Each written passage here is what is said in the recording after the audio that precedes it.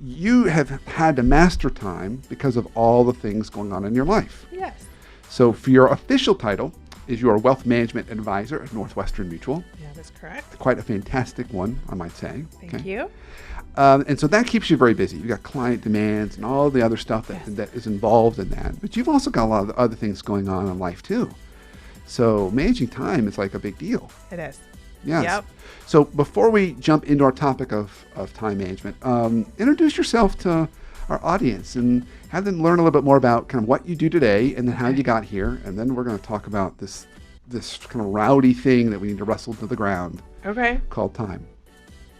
We're going to master it. We're going to 24 minutes. Oh gosh, no pressure.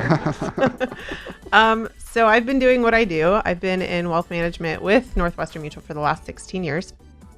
I'm kind of one of those anomalies where I go somewhere and I stay there. So I've always worked there professionally since I graduated from college. I have degrees in marketing and finance. I have my MBA and lots of other letters after my name that are way more valuable actually than the MBA was. But and I have a 7-year-old son and I love fitness. And that's really all there is to know about me. I'm pretty boring other than that. But yeah, with all of the demands and running a small business and being a mom. And the fitness thing isn't just a side. I mean, it is a side thing, but you compete. I do compete. So that's the level of investment. Don't try in this that. at home. The level of time investment is Yeah. also important because it's not like you're like, oh, maybe I'll work out today, or I'll skip it today and tomorrow. I'll work out some other. No, you can't do that. I don't want to do that. I love it. I don't want to do that. Yeah. So you've got lots of pieces and parts. Well, and I think everybody does. Whenever you're having a conversation with someone, they say, "Oh, I'm so busy." You're not any busier than anybody else. We're all busy. It's just a matter of priorities and importance. Love that mug, by the way. Sorry, just saw that. It's my Dunder Mifflin coffee mug, everybody. It's just a matter of priorities and what's important and making time for the things that are important and saying no when it doesn't fit with those priorities. Okay. Yeah. And I'm actually getting irritated with myself because I'm tired of telling people I'm busy.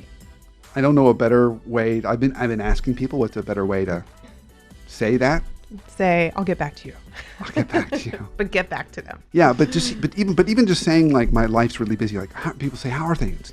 And I don't want to say, well, busy, but they are busy. They're full. It's full. My calendar's full. It's good. I've tried that. It's full.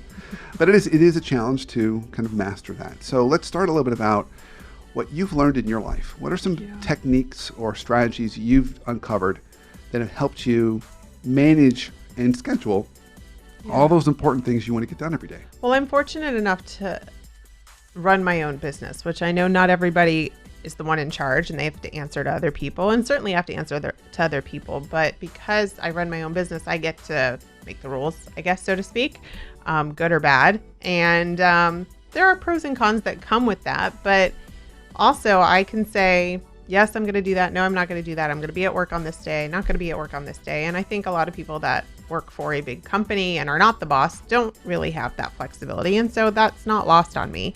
But for me, it's knowing my non-negotiables, what's most important, what comes first, and keeping by a calendar.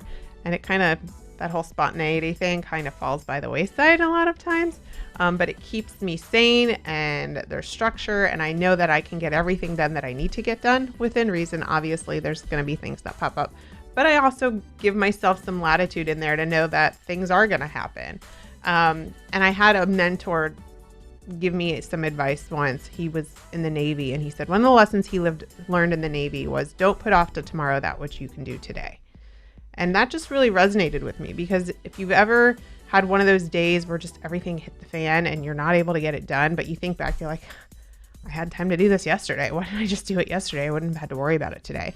I think that happens a lot. And just if you've got something come across your plate and you've got the time to do it, do it. But at the same time, and you and I have talked about this, Brandon, the whole urgency versus importance, like everything's always urgent, but not everything's important, right? So if you get an email and it seems really urgent, but it's not really all that important, file it away, maybe do it later for something that's important and urgent to do right now. There's that matrix. I don't know if it was Covey or who it was, but the the importance urgency matrix. You want to do everything that's important and urgent right now, and the stuff that's not so urgent, you can do later.